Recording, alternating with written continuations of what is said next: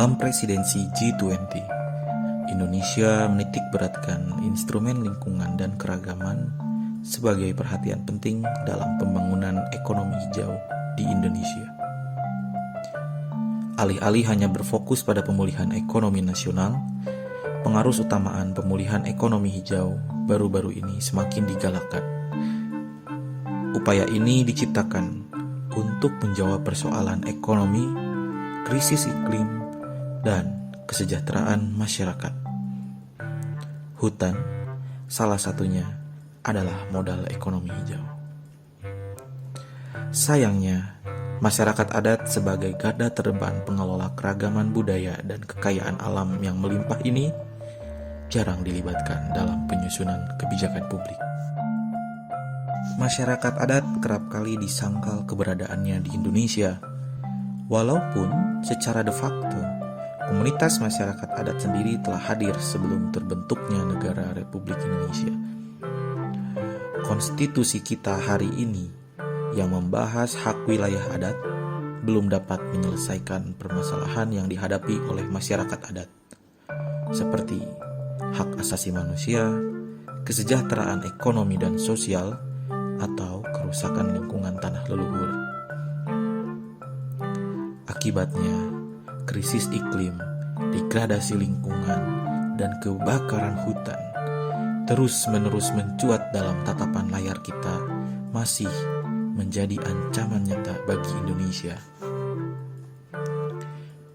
Pemarginalan budaya yang juga diikuti dengan penguasaan sumber daya alam masih terus terjadi di daerah-daerah terpencil di Indonesia.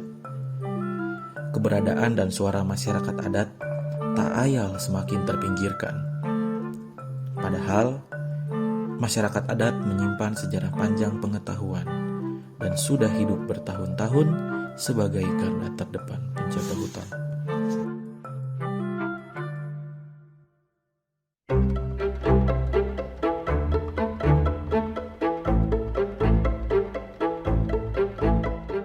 Di Mentawai, semua tempat memiliki keunikan dan ciri khas, meskipun karakter setiap tempat berbeda. Desa Matotonan, misalnya, dikenal dengan adat budaya dan kelekatannya dengan hutan. Kekuatannya dalam memegang teguh tradisi leluhur, pada laku kehidupan sehari-hari, masyarakat masih bersinggungan dan percaya dengan hukum alam. Keterlibatan masyarakat adat lantas diperlukan dalam menghadapi krisis lingkungan dan ekonomi yang membayangi Indonesia. Sejarah dan pengetahuan mereka dibutuhkan untuk memulai aksi lokal yang dapat memberikan solusi secara global. Sejumlah dampak positif lantas akan terlihat jika pemerintah pusat dan daerah bersama-sama melindungi hak masyarakat adat. Pertama, hutan, sungai, mangrove dan laut akan terus terjaga, sebab masyarakat adat hidupnya arif dengan alam. Kedua, menyelamatkan tradisi dan budaya yang pernah membesarkan bangsa Indonesia di masa lalu.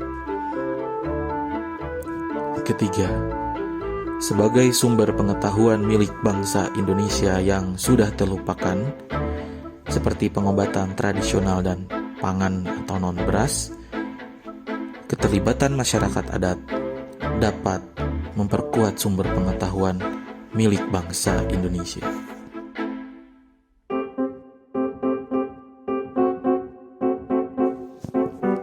Menyelamatkan masyarakat adat seperti suku Mentawai bukan hanya sebagai upaya mitigasi perubahan iklim dengan terjaganya hutan, mangrove, dan laut, juga sebagai upaya penyelamatan peradaban manusia yang selaras dengan bumi, menyelamatkan bumi. Artinya, apabila kita belum bisa memberikan ruang bagi masyarakat adat dalam melakukan aksi-aksi pemulihan ekonomi hijau, disitulah kita telah gagal dalam dua hal sekaligus: merawat pondasi keberagaman budaya dan kekayaan alam Nusantara.